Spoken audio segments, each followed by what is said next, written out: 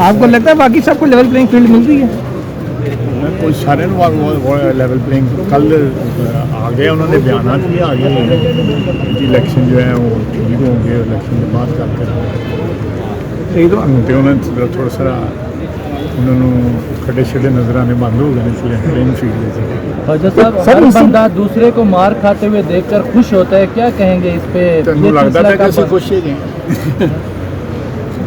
Sir level playing field तो की मुराद है सर हर बंदे सर हर बंदा अपना मतलब कटता है लेवल प्लेइंग फील्ड वैसे तुसी कुछ कटो दे मैं कुछ कटो आपकी नज़र में क्या है? हाँ जेम को ये लेवल प्लेइंग फील्ड यही है कि जो भी इलेक्शन में हिस्सा लेके रहा है उसको जो है इक्वल अपॉर्चुनिटी चाहिए। क्या सर इस वक्त पीटीआई को अपॉर्चुनिटी मिल रही है?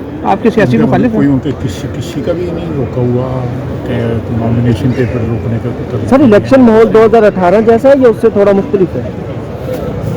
उससे तो डेफिनेटली बहुत बेहतर हो।